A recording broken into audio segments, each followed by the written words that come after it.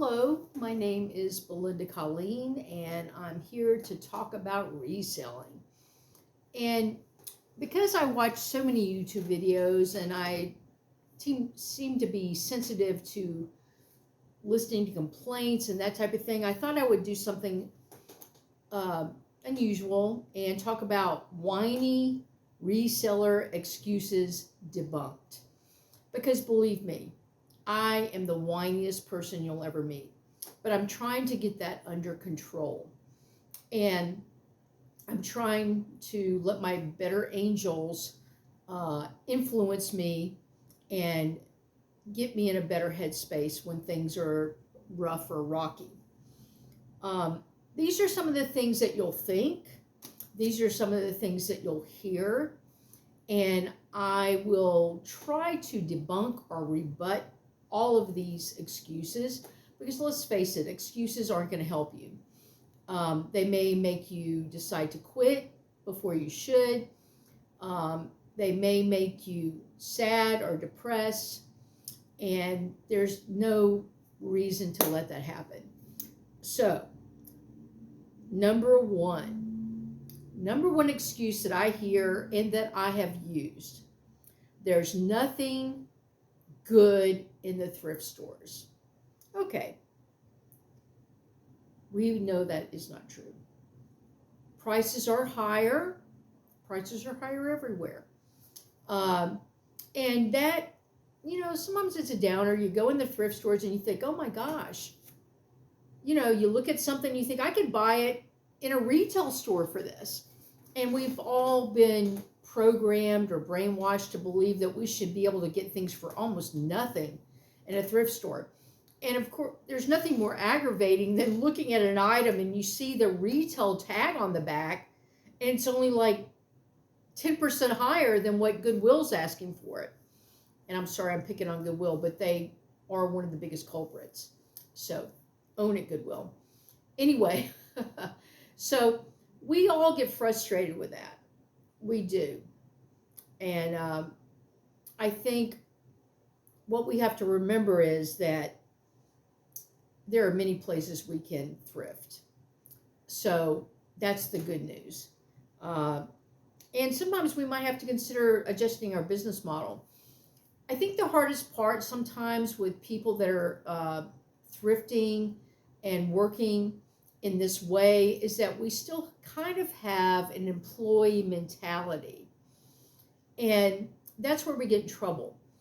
Business owners that have been in business a while, they know, okay, there's going to be bumps. There's going to be peaks and valleys.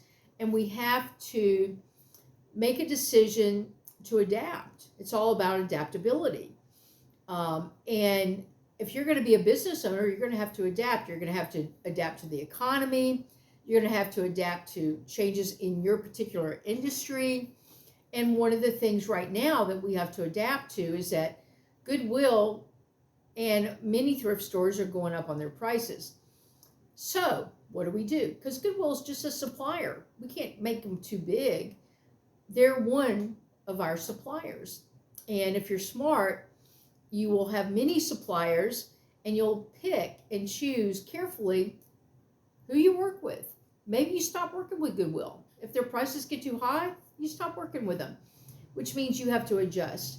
And that's a business mentality. You have to decide, okay, whatever happens, I'll be fine.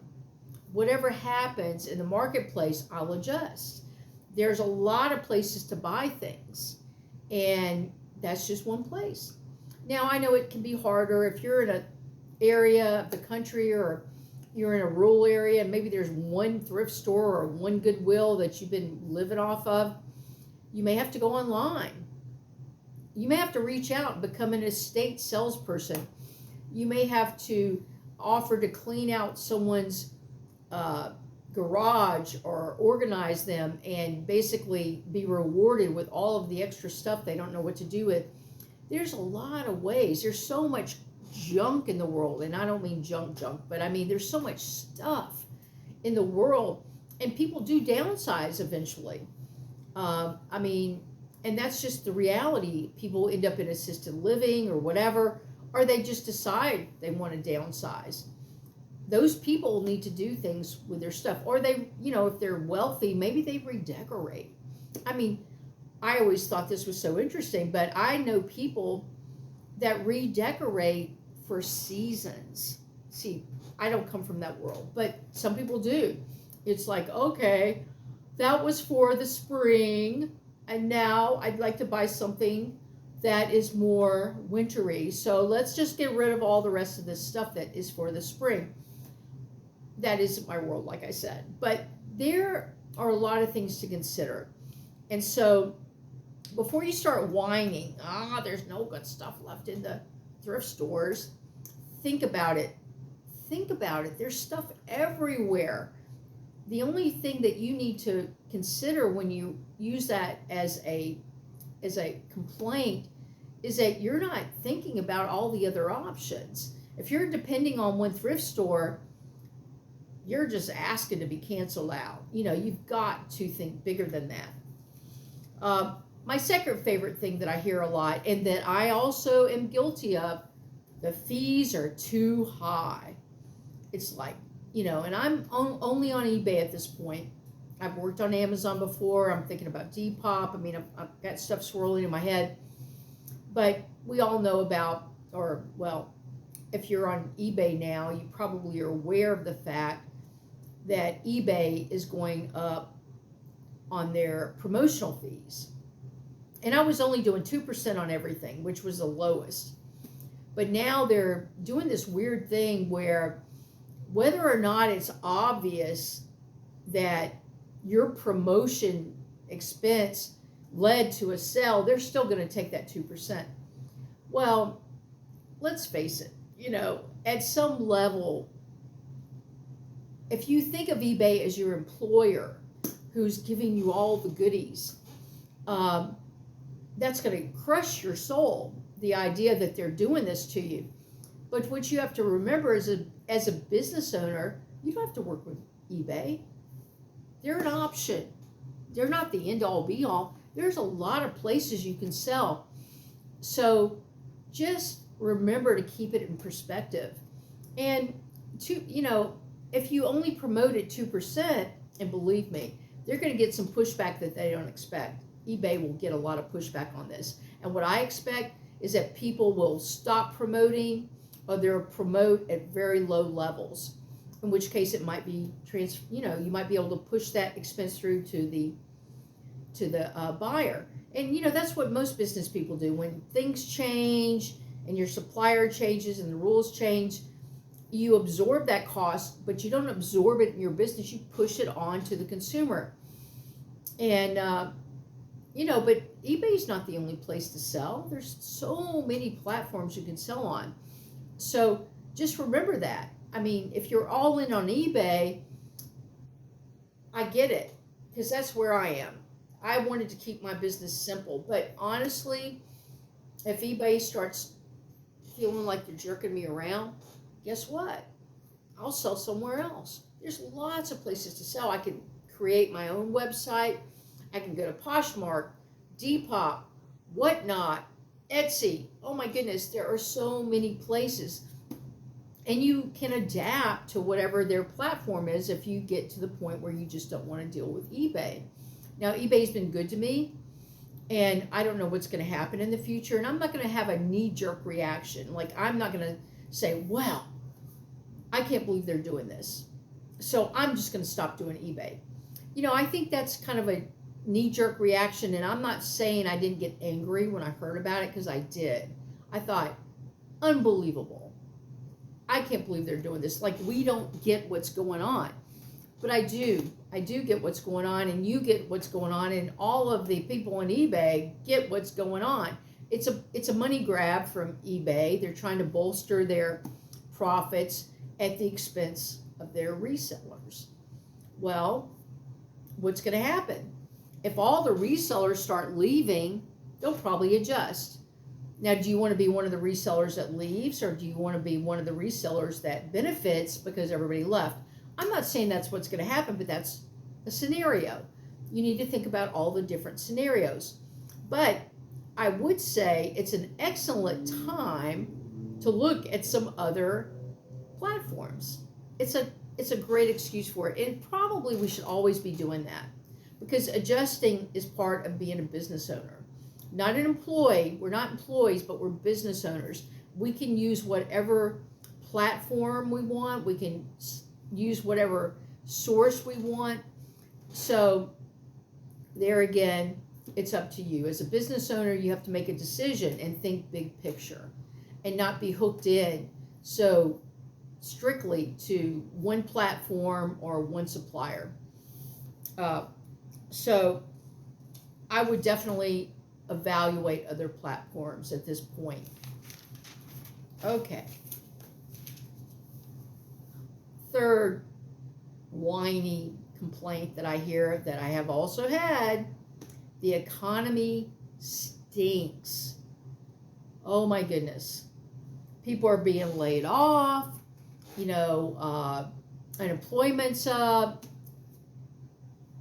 We've heard it all. And it is true. It's true that things are happening beyond our control that are a little bit scary. We all feel it. I mean, I honestly have stopped watching the news at some level, because if I watch it too much, I will just go hide under my covers in my bed. So I've pushed away from it. I try to get the highlights, but I don't want that like being a part of my negative perception of things, because there's always a way to, negotiate economies. In fact, I've heard it said, I don't know who said it, more millionaires are made in downtimes and uptimes. And so what's the difference? The difference is they adapt. And I think, that's the theme here: adapt. You have to adapt. If you're not willing to adapt and process information and look things up and be a real thinker, then you probably won't survive the first bump you get in any business. But you have to be willing to adapt. You have to say, okay, what's changed in the marketplace? Okay, what can I offer now that people need, that people will always need? And believe me, I was leaning towards collectibles, and I still think there's a real market in collectibles. But now it's like, okay, what I need to do to adapt to this marketplace where people are so cost conscious and so scared is I need to offer necessities at the lowest price possible. Now, that isn't the original business model I started with, but that's where I am, which means I can't pay much for anything. I need to find the cheapest cost possible, and I need to get creative about that. I can't just like fly into Goodwill and say, oh, let me look around and pick up a few things. That doesn't work anymore. If I pay $6 for a lady's top and the most I can get for it is 10, I'm in trouble. Because people are scared, but they still need clothes. Everybody needs clothes. And remember too that even though a lot of people may be hurting if the economy's bad, the rich people and the wealthy, or let's say the upper middle class, they still will buy quality. Because a lot of times people think, I'd rather spend a little bit more and have this last longer than go for the cheap stuff. And there's a lot of people that think that way, myself included. And in fact, it's funny, some of my friends that I consider wealthy comparatively, they're definitely in the 1%, they shop on these, on Poshmark. And, because they're big runners and whatever, and they shop on Poshmark, and they're looking to get a deal.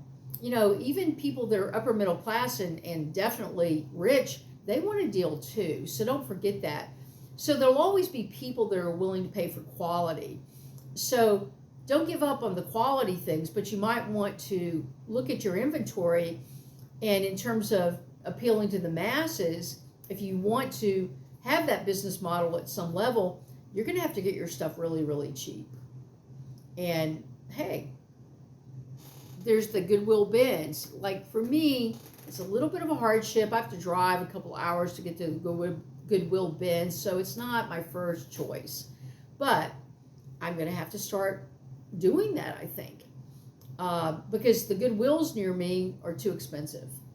And I'm not saying I don't still get an occasional deal there, but as people are becoming more price conscious, and I'm noticing it in my store, it's like less often than it used to be, people are trying to get me down on my price. And I used to have a lot of people that just bought my stuff. And now it's like this bidding war. It's like, oh my goodness. And if I pay too much for something, I don't have much room to negotiate. And that's something you're going to have to think about. You're going to have to get things for cheaper prices. So you're going to have to get creative. You can't just be lazy and go into the Goodwill and pick a few things up. I don't know if that will work anymore if the economy gets real bad. And I'm just, I don't know what's going to happen. Nobody does with the economy, but we know what it is right now. And people are just extremely conscious of pricing. One of the things that I'm hearing a lot, and it's because eBay has changed their policy on promotions. eBay's policies are unfair. Okay, I get it. And when I first heard about the way they were changing the promotion policy so that it seemed unfair, I thought the same thing. I thought, that is unfair. And as a person that is on eBay exclusively right now, I had a little heart palpitations. I thought, oh my goodness, what am I going to do? Well, I'll tell you what I'm going to do. I'm going to look at a lot of other platforms. I mean, eBay's not the only platform. They are the big platform, and believe me, that's why I started to go there. But platforms come and go. Poshmark used to be really big, and they're suffering because they pulled some shenanigans on their resellers, and the resellers are fleeing Poshmark, or a lot of them are. Depop looks like a possibility. Etsy looks like a possibility. I mean, there's always a way to sell. You can brand yourself, and that might be the real answer, although for a lot of us, we're looking for a quick fix, and maybe we don't want to go to the expense of setting up our own website and selling on, whatever platform that people decide they want to sell on, or you just sell on your own, which costs a lot. And that's the thing. Keep your head about you. When things like this happen, you've got to not be emotional about it. Although initially most of us get emotional and we just think, oh, what's next? What else are they going to want from me? Here they're just chipping away at my profits. And believe me, that's what I thought immediately. I thought they're just on a money grab, and they're trying to take more of my money. And, I don't want to be reduced to their employees. Like, here, take these crumbs. That's what you're going to get. And we're going to get as much as we can. Well, people don't become self-employed to put up with that nonsense. And if you are self-employed to put up with that nonsense, you need to become an employee again, because there's better benefits. But long story short, look at your options. I know I said that already, and I tend to repeat myself when I really care about what I'm saying, but I think we all need to think about all of our options. Should we just start our own thing, and so that we're not depending on a platform?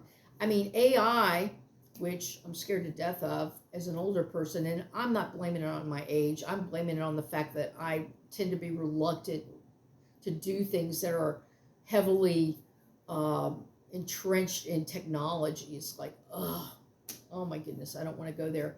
But sometimes you have to, and sometimes it's the answer, and it may mean investing in yourself. And I think that's something that a lot of times we go into reselling because we think it'll be fun and light and easy, and we don't want things so complicated. But we don't always get what we want. And of course, you can always get out of reselling. That's an option too. But I like it so much. The parts of reselling that I like it so much, I don't want to get out of it. So that's something to think about. But for some of you, it might be like, it's gotten too complicated, and I don't need it that much, or I can do other things and make that much money. I can consult, especially if you're like me and you're retired, there's consulting things you can do. I mean, I've thought about that myself. I thought, well, I could be a consultant. You know, there are a lot of people that do that. And nowadays with YouTube and things and different ways to reach out and grab people, you can be a consultant. So you just have to consider all of your options and try not to do what I am guilty of way too often, which is being emotional about it. You know, it's a business decision. You know, is eBay still viable for my business model? Or do I need to adapt my business model to eBay? You know, which one? Who's David? Who's Goliath? You know, and what kind of business do I want to run, and how will it affect my quality of life? I mean, if I have to go so low on my pricing to accommodate a bad economy or higher rates at the Goodwill or higher fees at eBay, then where does that leave me? And these are all things we're all thinking about constantly, and we're all having to adjust to. If you're afraid to adapt, I don't think you should be a business owner. And I'm not saying nobody likes the surprises. It's all like, this pain in your chest that you feel. But that's just reality. One of my other favorites that I hear, there's too much competition. You know, all these laid off people and all these retirees and all these kids that can't get jobs out of college, they're all selling all their crap on eBay or on Poshmark or Depop, and they're driving the prices down. How can I compete with that? Well, there are ways to compete with that, and that is to have unique items. And you've got to raise your game, though. I mean, I'm as guilty as anybody about looking for the low-hanging fruit, as they say. You know, it's like, you know, oh, here's a bunch of Levi's, here's a bunch of Eileen Fisher, you know, oh, these are popular, they're Y2K, and I just want to go in and make it easy and grab a bunch of stuff. Well, that may not be a viable way to source anymore if the competition gets steep. The way you'll differentiate yourself if the competition gets steep is that you'll find better items. You'll find unique ways to source. I mean, that's the thing. Sourcing is such a big part of this business, and it feeds your business. And if you're doing it the way everybody else is doing it, how are you going to be special? How are you going to differentiate yourself from everybody else? And how are you going to offer items that can command a good price? Well, the way you're going to do it is you're going to have to get smart about it. You're going to have to go to the estate sales. You're going to have to go to the auctions. You're going to have to buy out storage auctions or whatever. You're going to have to find some unique ways to source so that your items are a cut above and they're sought after and they still command a good price. If you've got exceptional items, you can still get a great price for them. But if you're out there buying Levi's jeans and you know, whatever, just items that everybody has, the competition is going to be insane. So you've got to rise above the competition. Okay, I know I sound preachy. I'm sorry. I didn't mean to get on a soapbox. I'm talking to myself when I say this stuff because honestly, these are all things I need to do myself because I've been in it 2 years and I was starting to feel a little bit like I had some swagger. I was like, okay, I know what's going on. And then things have changed a lot, I would say, in the last 3 months. And I'm like, oh my gosh, someone pulled the rug out from under me. What the heck am I going to do? How much do I really want to do this business? Am I still interested in doing it? Well, I have been a business owner before, and so I get it. Like, I know that being a business owner is so different than being an employee. You have to adapt. And that's all I would say is that stop whining and adapt, or become an employee again, or go into another business where you think it'll be different. But honestly, all businesses will be adapting. And that's just the way it is. But being a business owner is great. AI is going to take a lot of the jobs up, and business owners can embrace AI. I mean, I don't think this is a good time to be an employee mentality, honestly, because everyone's adapting very quickly. And so think about some of the things I've said. If you like what I've said, I'd love it if you gave me a like and subscribed, so I can keep bringing material to you. And thank you for joining me. Happy holidays. Take care. Bye-bye.